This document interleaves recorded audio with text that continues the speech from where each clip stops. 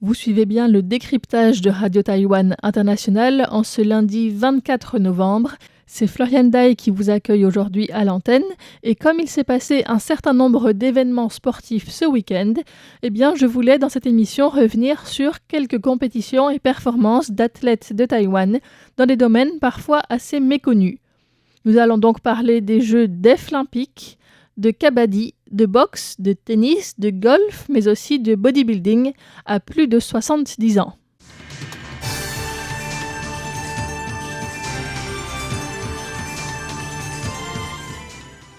Les Jeux déflympiques, pour commencer, sont organisés une fois tous les 4 ans et à destination des personnes sourdes et malentendantes. Seuls les athlètes ayant un seuil d'audition de moins de 55 décibels et ne disposant pas de dispositif de correction auditive peuvent y participer. Ces Jeux sont organisés indépendamment des Jeux paralympiques.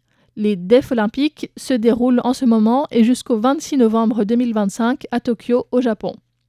Taïwan, qui participe sous le nom de Taipei chinois, y a envoyé une délégation de 76 athlètes inscrits dans 11 sports différents et a pour l'instant gagné 9 médailles, dont 4 d'argent et 5 de bronze.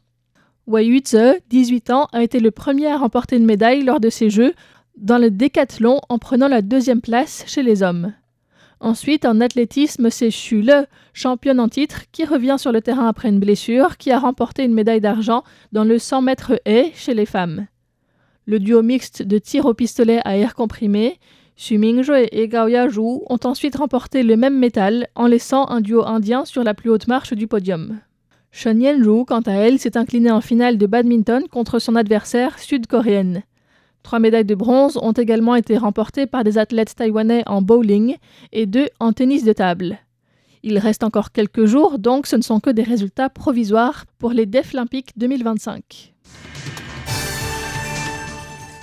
Pour rester sur du tennis de table et sur des médailles d'argent aussi d'ailleurs, mais côté valide cette fois-ci, c'est le duo d'Olympiens Lin Yunru et Zheng Yijing qui a fini sur la 2e marche du podium des WTT World Table Tennis Star Contender de 2025 à Mascate en Oman, après avoir écarté en quart de finale les Français Jiana Nguyen et Alexis Lebrun. Le duo taïwanais avait remporté le double mixte du WTT Star Contender à Londres en octobre cette année et s'est finalement incliné face aux Japonais Satoshi Aida et Hitomi Sato 9-11, 5-11, 6-11 lors de la finale. En Coupe du monde de kabaddi, l'équipe féminine taïwanaise de kabaddi a battu dimanche le Bangladesh, pays hôte de la Coupe du monde, lors de la demi-finale, se qualifiant ainsi pour la finale qui a lieu aujourd'hui. Si comme moi vous n'étiez pas trop sûr de ce qu'est le kabaddi et comment ça se joue, c'est un sport qui se joue par 2 équipes de 7 personnes, un sport de contact rapide dans lequel les joueurs tentent de toucher leurs adversaires et de revenir dans leur camp sans être plaqués. Les matchs se composent de demi-temps de 20 minutes avec une pause de 5 minutes pendant laquelle les équipes changent de camp. C'est un sport d'équipe du sous-continent indien, populaire dans toute l'Asie du Sud ainsi qu'en Asie du Sud-Est, au Japon et en Iran. Hier, dans les semi-finales, donc, Taïwan menait 9-8 à la mi-temps et a augmenté l'écart progressivement pour terminer par une victoire 25-18. L'équipe taïwanaise affrontera l'Inde en finale aujourd'hui.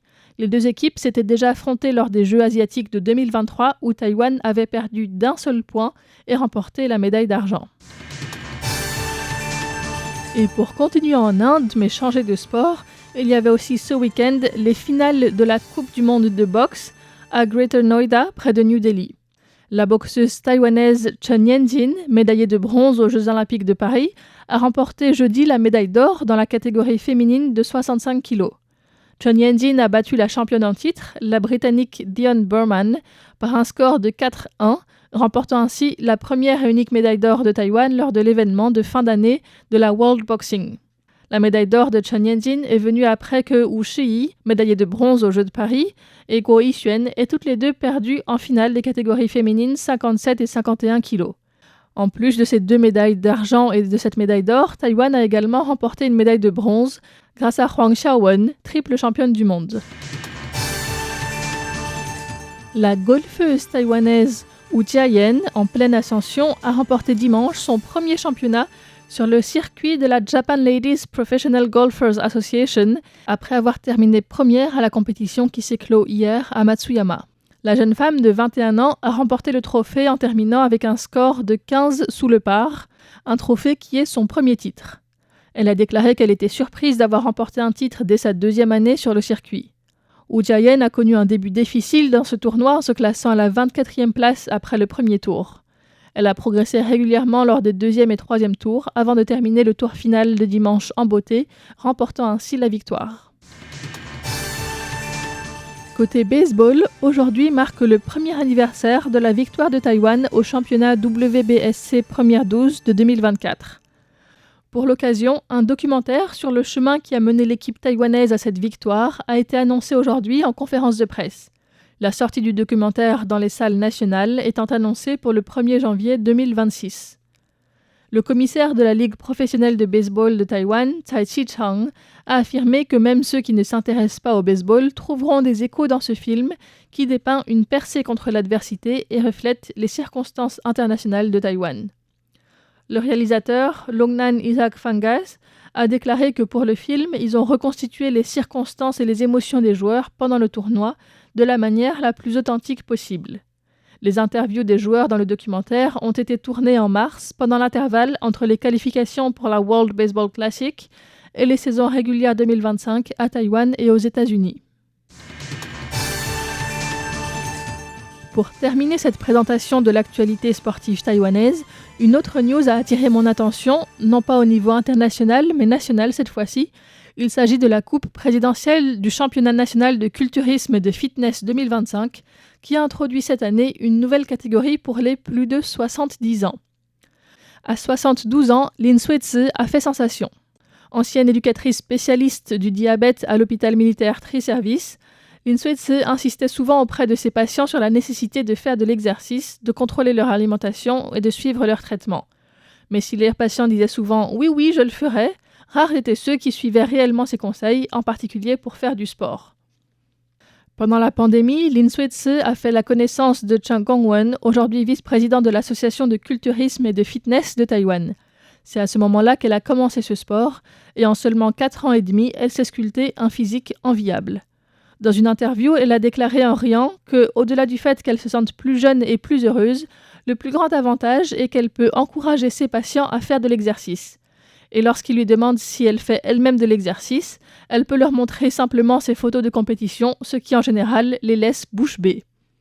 Lin Suetsi s'entraîne 1 heure tous les matins du lundi au vendredi.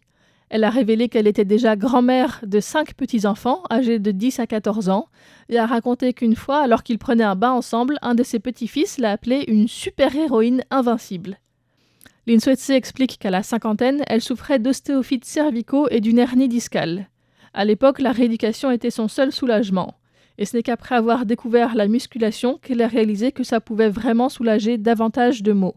Ceci est donc un appel à faire plus de sport, quel que soit votre âge. À plus de 70 ans, il n'est toujours pas trop tard pour monter sur un podium. Et même sans entrer dans un parcours de compétition, bougez et votre corps vous en remerciera.